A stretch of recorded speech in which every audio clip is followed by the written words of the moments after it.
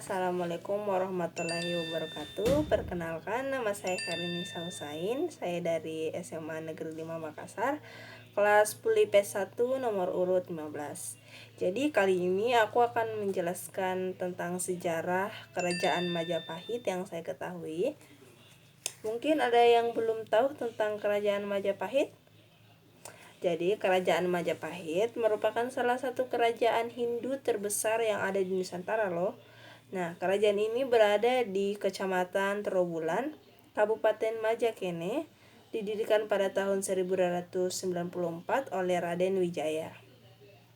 Puncak kejayaan dari Kerajaan Majapahit ini terjadi di bawah pemerintahan Hayam Wuruk yang disebut juga Jasa Nagara pada tahun 1350 sampai 1389.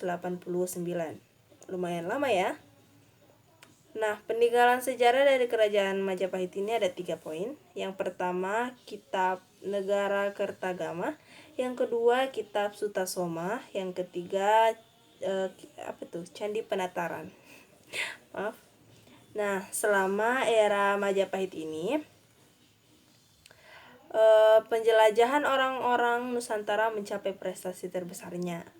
Nah, Ludovico di Vartema pada tahun 1470 sampai 1517 dalam bukunya Itinerario de Ludovico de Vartema Bolognese, mungkin seperti itu cara bacanya, saya juga kurang paham, menyatakan bahwa orang Jawa Selatan berlayar ke negeri jauh di selatan hingga mereka tiba di sebuah pulau di mana satu hari hanya berlangsung selama 4 jam.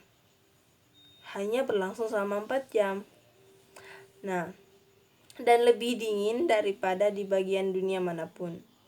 Wow.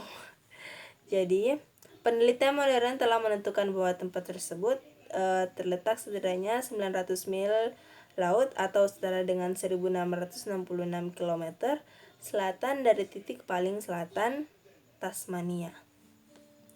Nah, orang Jawa seperti suku-suku Austronesia lainnya menggunakan sistem navigasi yang mantap, yaitu orientasi di laut dilakukan menggunakan berbagai tanda alam yang berbeda-beda dan dengan memakai suatu teknik perbintangan sangat khas yang dinamakan Star Path Navigation.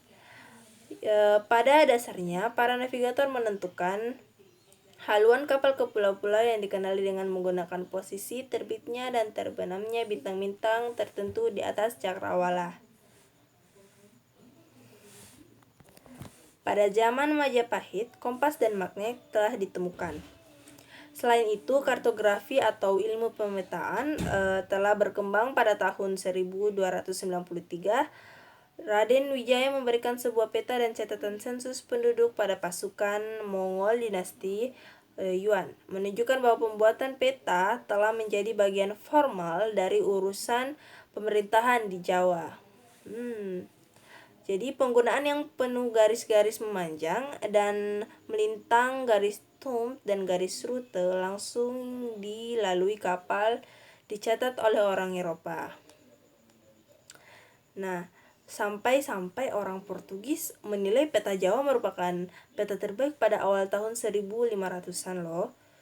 Ketika Afonso de Albuquerque menaklukkan Malaka pada tahun 1511, orang Portugis mendapatkan sebuah peta dari seorang mu'alim Jawa yang juga menampilkan sebagian dari benua Amerika. Mengenai peta itu, Albuquerque berkata, "Peta besar seorang mu'alim Jawa yang berisi Tanjung Harapan, Portugal dan tanah Brasil, Laut Merah dan Laut Persia, Kepulauan Cengkih, navigasi orang Cina dan Guam dengan garis rum dan rute langsung yang bisa ditempuh oleh kapal, dan dataran gigir, hinterland, dan bagaimana kerajaan keterbatasan satu sama lain. Bagiku, Tuan, ini adalah hal terbaik yang pernah saya lihat. Dan yang mulia akan sangat senang melihatnya memiliki nama-nama dalam tulisan Jawa. Saya orang Jawa yang bisa membaca dan menulis.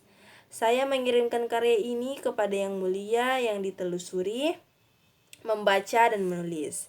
Saya mengirimkan karya ini kepada yang mulia yang ditelusuri Francisco Rodriguez dari yang lain, di mana Yang Mulia dapat benar-benar melihat di mana orang Cina dan Gore atau Jepang datang, dan tentu saja kapal Anda harus pergi ke Kepulauan Cengkih, dan di mana tambang emas ada Pulau Jawa dan Banda. Tindakan seperiodenya dari siapapun sezamannya, dan tampaknya sangat mungkin bahwa apa yang dia katakan adalah benar.